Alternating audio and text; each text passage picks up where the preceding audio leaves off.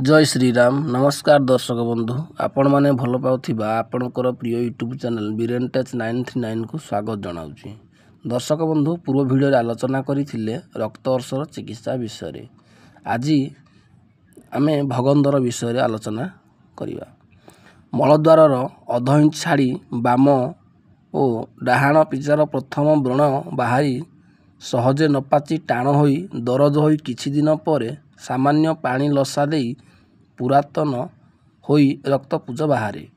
क्रमे उपर मुहां थाई मलद्वार आड़कू बाट गोटिए मुह हेब से बाटे मल मध्य बाहरिबो। एहा असाध्य हुए। एहाकू भगंदर मध्य कुहा जाए।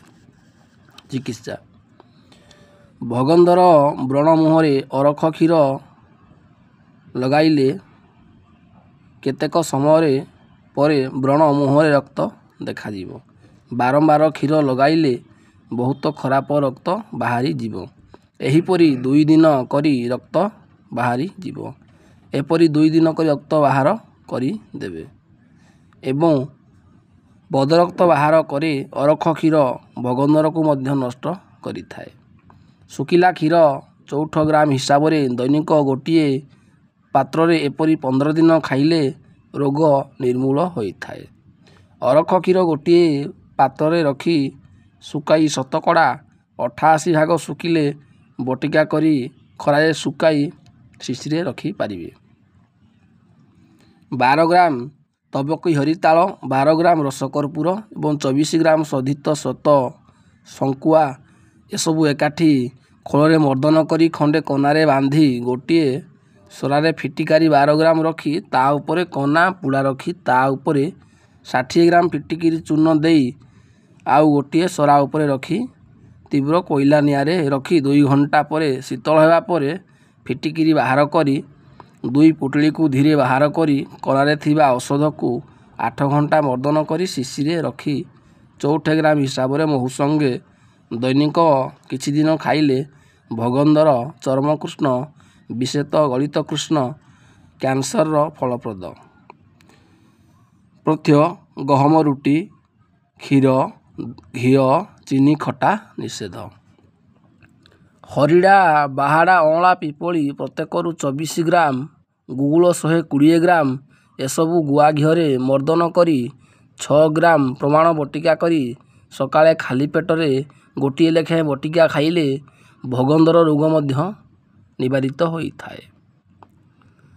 मनसा सिजु क्षीर श्वेत अरख क्षीर डालीचीनी हलदी समभाग नहीं चिकण करी बाटी खंडे कनारे गोली कना सुखिले सही कना को बती करी निया लगाई भगंदर उपरे धुआं देले मध्य भल होइथाए।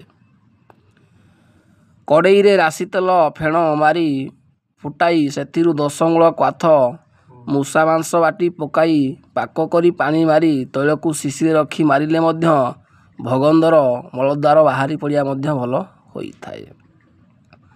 12 ग्राम लेखाएं बंगभस्म लोहभस्म 24 ग्राम दंतमंजी एसबू दंतीमूल क्वाथरे मर्दन करी 1 ग्राम हिसाब रे बटिका करी रखी सेथिरे गोटिए लेखाएं बटिका गरम पानी रे खाइले 8 प्रकार ओदरी सथ गुल्म भगंदर श्रीपद अंतकोश आध्यान अनाह अर्शशूल विविध अंत्रवण भल हेबो।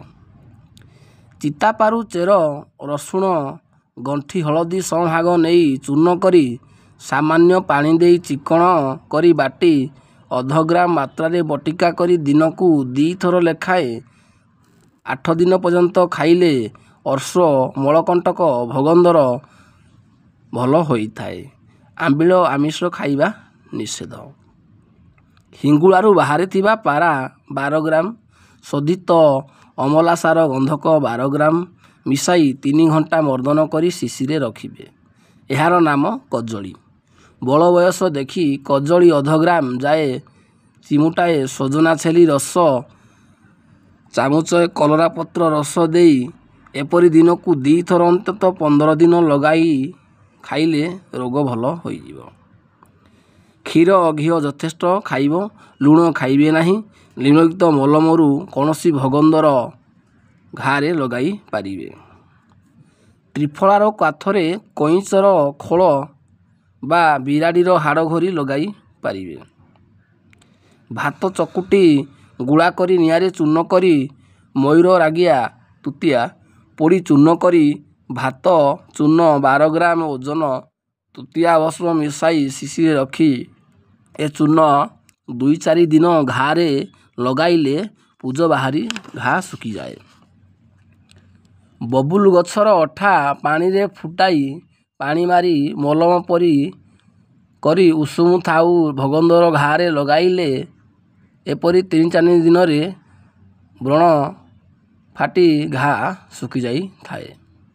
ଭଗନ୍ଦର ଘା ଉପରେ ଲାଜକୁଳି ପତ୍ର ବାଟି ମଧ୍ୟ ଲେପ ଦେଇ ପାରିବେ। ଯଦି ଭିଡ଼ିଓଟି ଭଲ ଲାଗିଥିବ ତାହେଲେ ଚ୍ୟାନେଲକୁ ଲାଇକ୍ କରନ୍ତୁ ଏବଂ ସାଙ୍ଗମାନଙ୍କୁ ସେୟାର କରନ୍ତୁ ଏବଂ ସବସ୍କ୍ରାଇବ୍ କରିବାକୁ ଜମା ବି ଭୁଲନ୍ତୁ ନାହିଁ। ଜୟ ଶ୍ରୀରାମ।